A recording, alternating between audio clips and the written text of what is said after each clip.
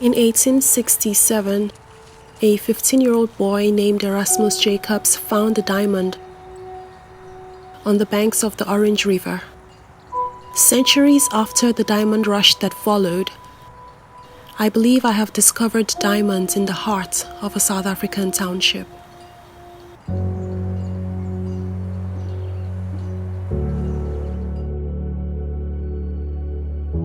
How are you? Fine, thanks. And you? Fine, thank you. I'm just curious. I usually see a group of guys hanging around here. Sorry? Sorry, do you understand English? Yes. What are you guys doing here? We're looking for job. For jobs? Yeah, for somebody who just want to help. We are doing that. Oh, I see. Yeah. Like what kind of jobs? Garden, washing. What do you want? Well, I'm not really looking for work. I'm just looking for someone to talk to. My name is Enfunga.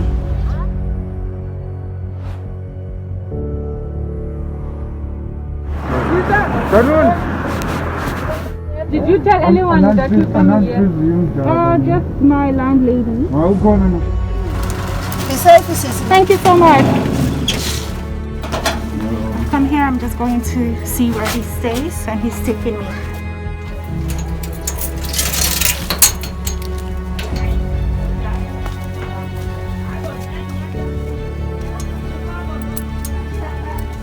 This is where you stay. I'm staying here. Oh my God. That's the place I'm staying.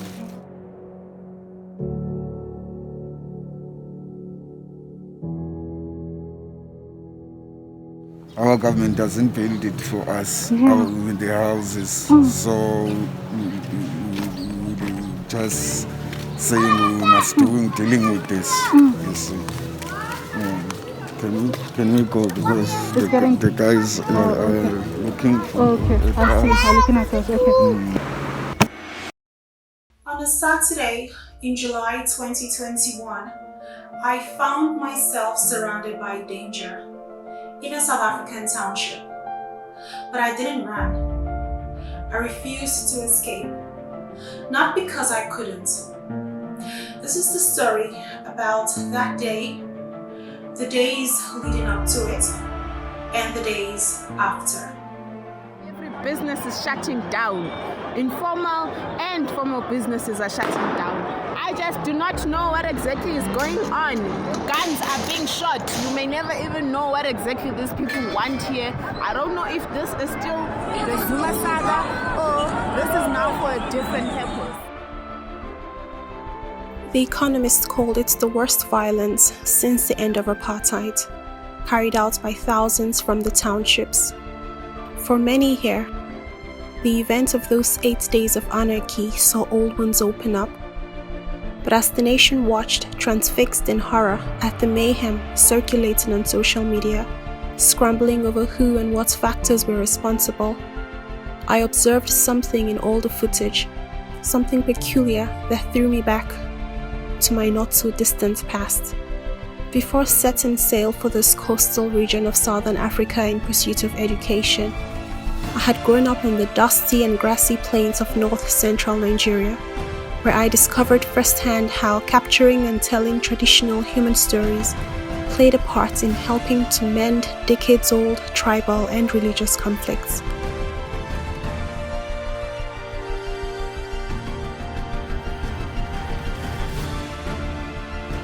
Beyond the grim narratives, the chaos and the carnage, where human lives were another side to the story lay, waiting to be discovered. You can't go and steal and rob, you see. So when we're doing that, but it's difficult. Danone. Oh, you live in Danone. Okay. How do you get to Danone from here? Just go to Kilani, then you will. You get in the bus? No, just walk. You walk? Yeah. You walk from Danone? From there Danone to here? Yeah.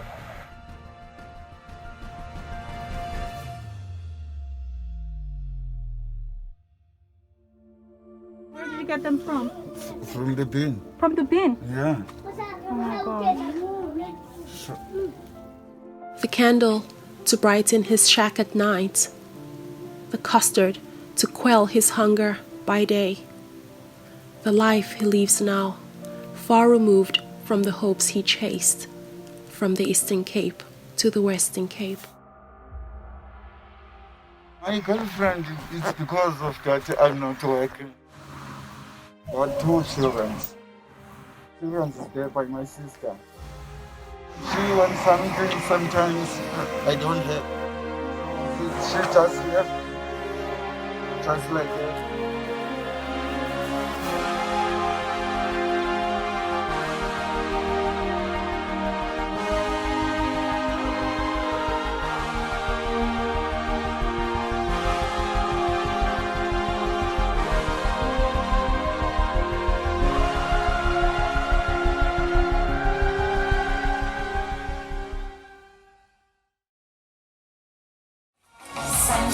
Desmond Tutu called it the Rainbow Nation. The rainbow belies a quagmire of racial and economic imbalance. On a bus ride from Ben's shack, these disparities are in grave display, like garments on a line. On one side, auspiciously built industrial complexes.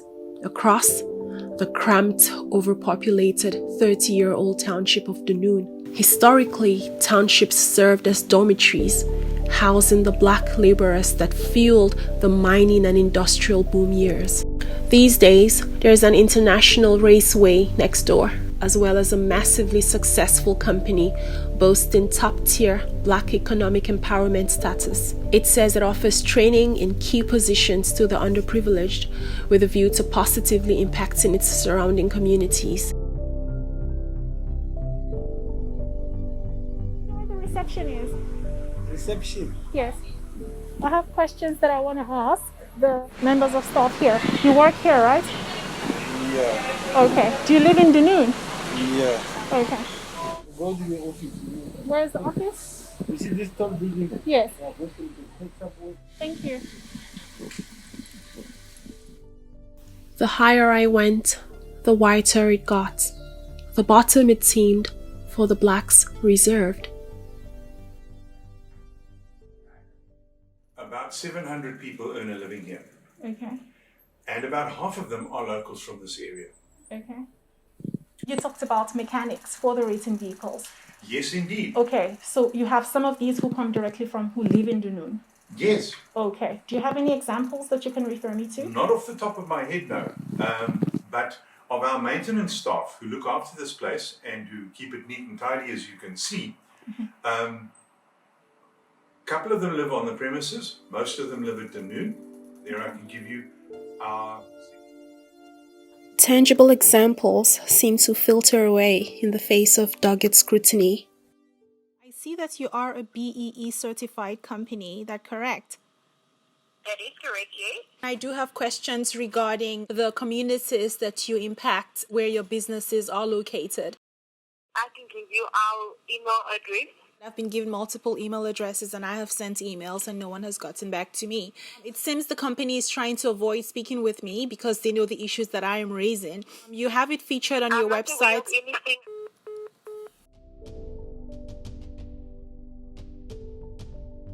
Beneath these impressions of corporate responsibility are lives that could be hanging onto the actualization of such promises. This stuff I've been getting from the baby. Yeah, to sell so that you can get something.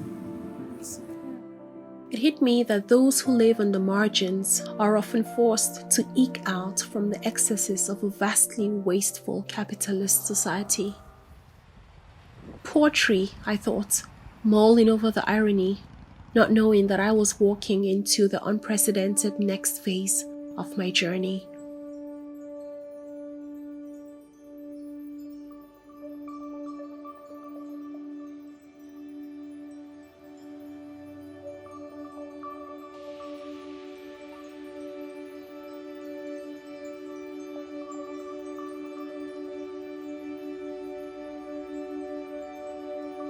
I was certain I would carry on walking until I saw her, standing there like the Trojan horse of Odysseus, destined to dislodge her makers from centuries of oppression and injustice. I knew then that I couldn't walk away. I needed to know about her, her other wooden and metal comrades, and the fingers crafting them into existence.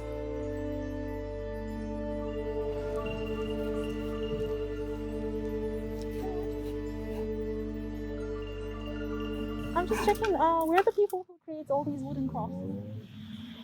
Are they the ones there?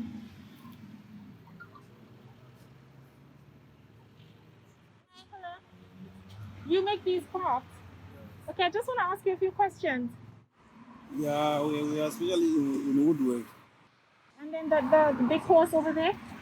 There's another guy inside the wood metal work here.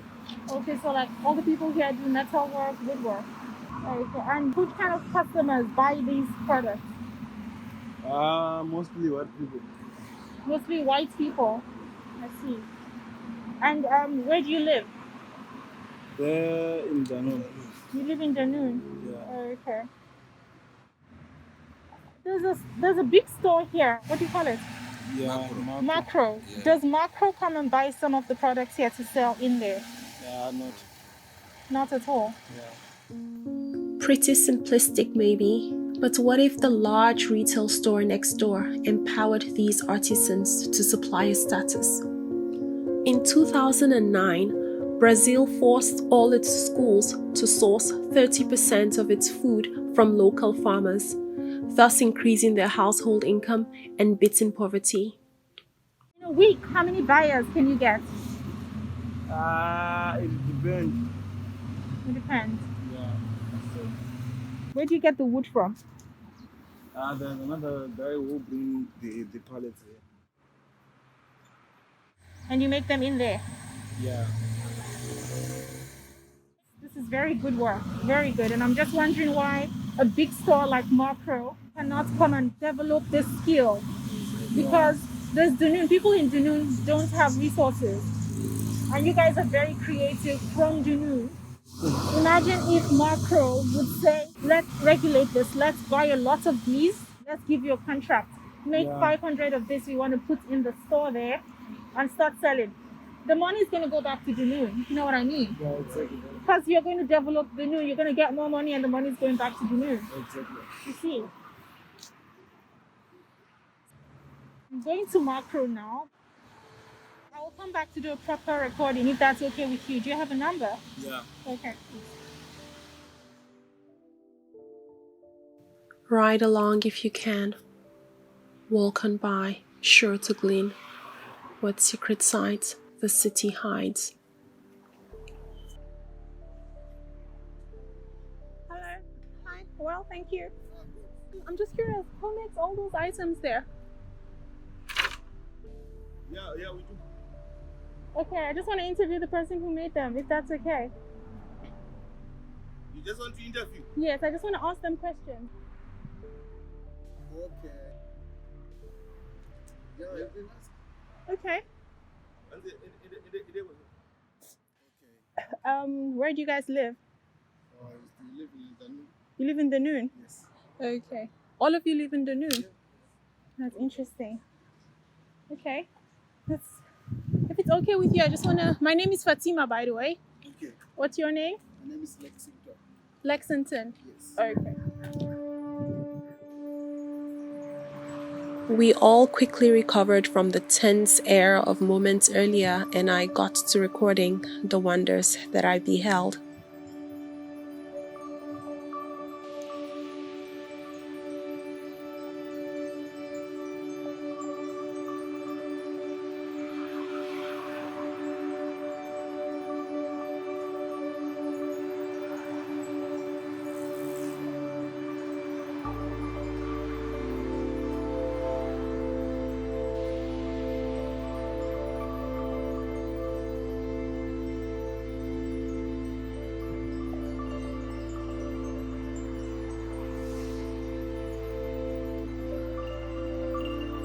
Interview the guys on that other side. There's one guy named Mingi Prius. Yes, Pius.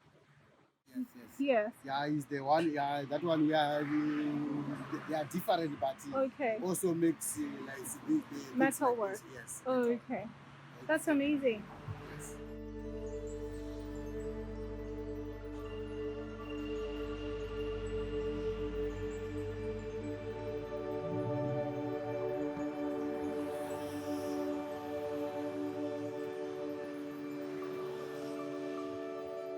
Where do you get these items from? The metals you use to make the horse?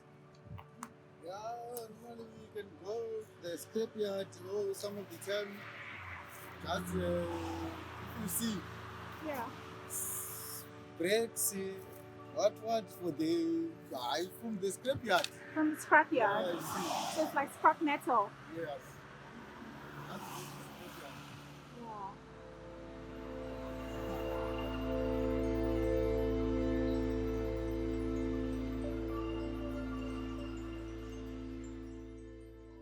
Macro, how much?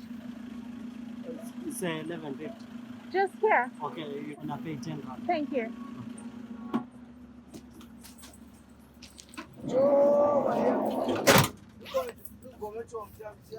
That enthusiastic thank you could mislead one into thinking he slashed the fare for me in half.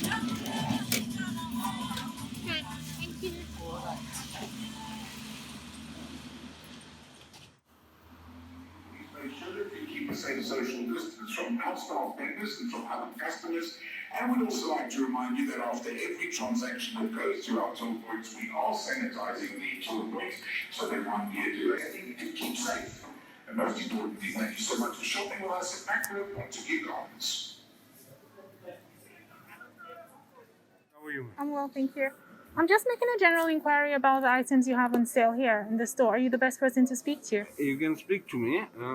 What is it that you're looking for specifically? Well, I'm not looking for anything. I'm just making a general observation based on the items you have on sale here. Have you by any chance got any items made of wood? That will only be in our general merch side. This is the food side of the store. We don't sell any of the wooden items here. Where would that be? That would be your gardening, your DIY, and your patio there. So you do have items made of wood on that side? There is. Okay. There's also furniture stuff that we also have there. Okay. Do you mind telling me where you get these items from? There's different suppliers. Like they will be able to tell you who the suppliers are. I can tell you about Unilever and these guys here. I see. So Is there anything specific with regards to the wooden items? yeah, so I'm just doing a research because on my way here, coming from Tableview side, Yes. there are people on the side of the road who make items of wood, Yeah. beautiful wooden items. So I don't know if your suppliers can be in any way local, just as a way of supporting The local guys. That's Yes, correct. there is. A lot of our stuff is actually locally produced and it's done by local. Which ones? They're up in Joburg, most of them. The unfortunate thing with regards to that of having local suppliers is that because we're such a big company and a big brand, we need mass productions. And when it comes to supporting the local guys, they aren't able to give us that upscale of that. And that is why we get to the manufacturers, which are local as well, to be able to produce Okay, those goods for so us. so the problem is that they cannot produce these items in mass supply. Yeah, and when we buy stuff, we buy big. I see. So So just as a way of giving back, don't you think some form, even if it's a little tiny percentage of... we do have our marketing department, which is responsible for that. We work with a lot of programs, and we actually partnered up with Gift of the Givers, which is one of our key partners when it comes to giving back to local. Whenever there's disasters, basically. Okay. Our company is one of the forefront runners that is actually there to be able to supply for the local people as well. I see. We fall under Mass Smart umbrella. We buy from the same suppliers. Oh, I see. So what they have there, we have there, and we buy from the same company. That's why I say when we buy big. We're gonna make sure we're going to service all our other branches. Okay, so I'm just thinking, with the skill these people at the Still at the side of the road have, don't you think if there's like a training scheme to enable these people with the capacity to mass produce? Yeah, unfortunately, all companies have to be registered. They've got to go through SARS and all of that there.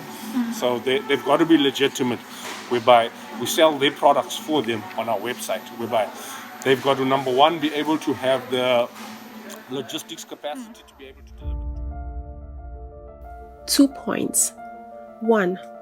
Massmart's corporate and social responsibility is demonstrated in aid and disaster relief. In her book Dead Aid, Dambisa Moyo tells the story of a mosquito net maker who goes out of business when the market becomes flooded with aid-induced foreign nets. Aid, she says, finances and increases unproductive consumption rather than promoting investment. Instead of giving malaria nets, donors could buy from local producers of malaria nets and then sell or donate them. This leads me to point 2. The manager told me that Massmart already has local suppliers. I dug and found this to be true indeed. But I also discovered that these local suppliers look nothing like the local suppliers I had in mind. In fact, a majority of them were the privileged and well-connected, who reside anywhere but in a township. The July 2021 lootings showed that it is in the best interest of these mega business establishments and industries to partner tangibly with the impoverished local communities and townships situated around them. As this commentator puts it, malls extract liquidity from a poor community to its wealthy owners living far off. Members of the community do not have an emotional connection to the mall. They do not know who owns the mall, who sells in the mall, or who made the items being sold in the mall. He proposes a bold policy of 70% local for certain goods amongst a host of other radical solutions. So this is where you guys do all the work.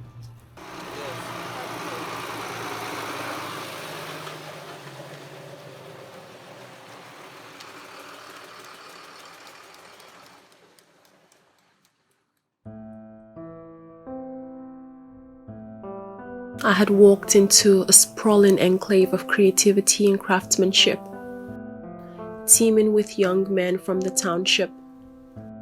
Minds, limbs, hard at work, welding, cutting, carving, transforming, from scrap to spectacular, from trash to treasures.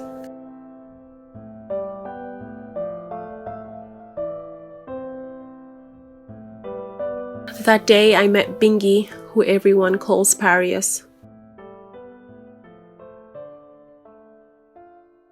When I was young, my grandfather he was a metal man, and I used to work with him when I was young. Since I started grade 1, I was doing drawing, I was very based on drawing. I can say that's where I started to fall in love with the metalworks. It's food for my brain. I'm still working with metal. I love metalwork more than anything. I'm looking to have a great, more prosperous future with the metalworks.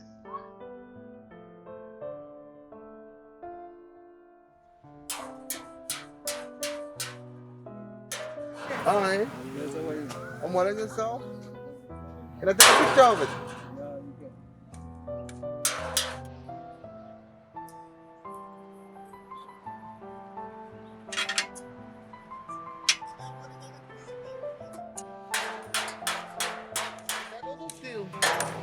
Yes, too.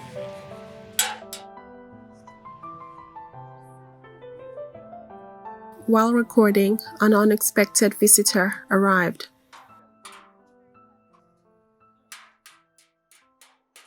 Tell me, sir, who did you speak to with regard to the city of Cape Town? Did you speak to somebody about using this facility? You haven't spoken to anybody? No. Security. Yes, coming!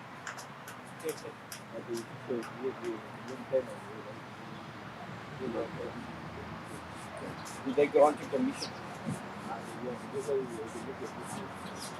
Oh, okay. Your name is?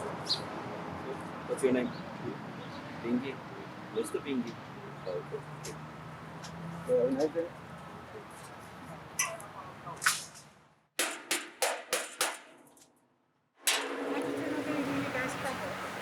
They always come. They always come. Yeah. As much as they tried to shake off the visit by the law enforcement as no cause for concern, I couldn't shake off some worry.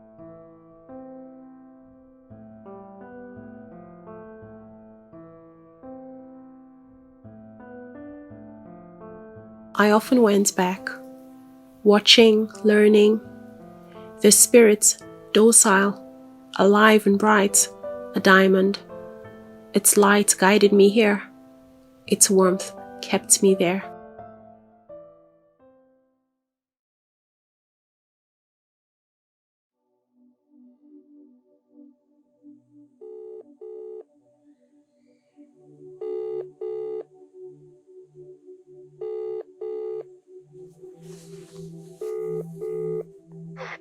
Hello? Hi, Gift. Good evening.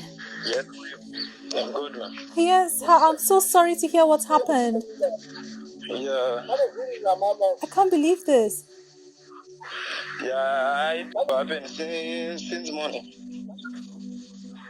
I would say for the whole day today, we take the stuff. I can't believe this. Has this ever happened before?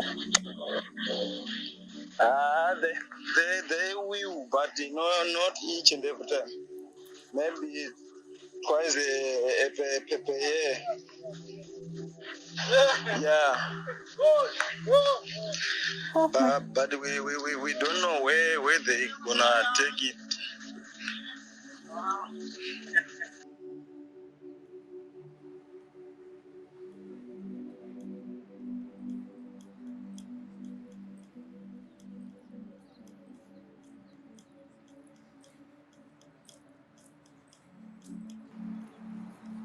Hello. Fine, where are they? Metro came yesterday and fetch everything. The law enforcement. They take everything. They took everything. Why? They don't allow us to sell yams. Oh, really? So this guy moved to Melbourne. Oh my gosh.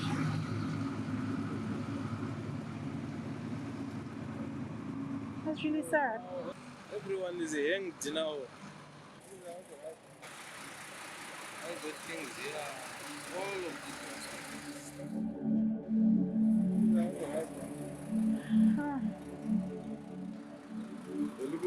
We're looking for someone. Parias and gifts. Yes. Yes. Okay. Check there. Outside there. There, my storage. Okay. So they said they took all the things away yesterday. Yeah. So now what's gonna happen to you guys and everything that you do? Right now, we nowhere to do, nothing to do. Oh, this is terrible. And where do you stay? I stay there in Ghana. What time did they come yesterday to take all the things? They came in the morning. In the morning? Yeah.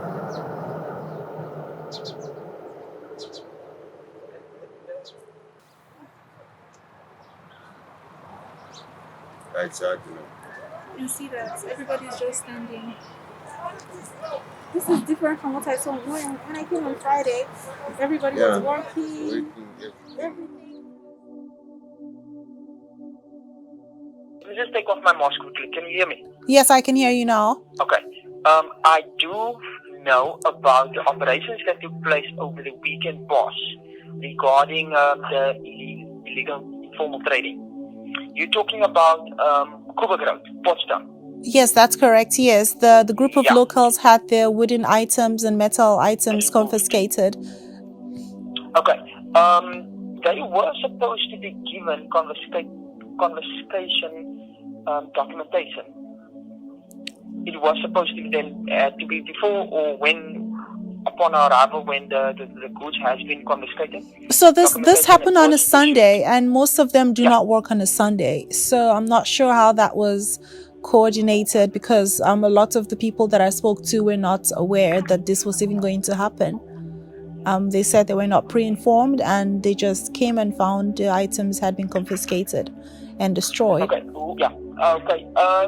Irrespective of the pre-warning, there was numerous times that we have been issuing fines from this office to the alleged offenders. Do you know if they have been served with documentation? I'm not aware of that. A lot of the people who I spoke to are not aware. They're not even sure where the goods are. Just hold the line, ma'am. Sure, no worries. When you were operating this weekend with IT, for Samra, what you guys deployed? Yeah, I think we have issued previously warnings as well as fines. If the situation goes beyond the fines, where the alleged offender then have the opportunity to either pay the fine or appear in court and present his or her case before the magistrate, and the situation still continues and there's no resolution, the ultimate thing that we can do and should do is to confiscate the goods. Okay, I just want to understand how this law is being enforced citywide, because I am aware that there are a number of informal trades that take place virtually all over the city, because they feel like they are being targeted. You have other people who have...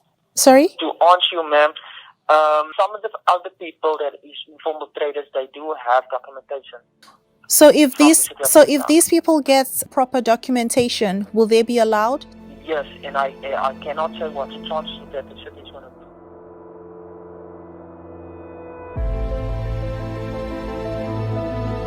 The writer Eve Fairbanks once said that South Africa collapsed 160 years of American history into about 20.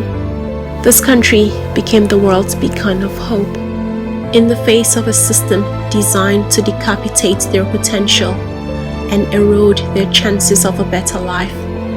I discovered that their will refused to be crushed.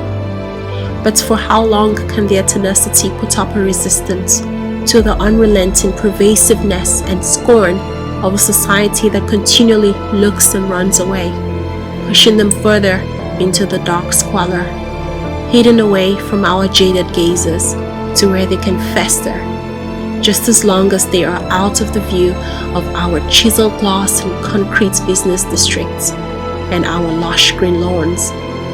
How else to keep up the charade of a modern metropolis, free from any connection to the filth, stench and darkness of the township?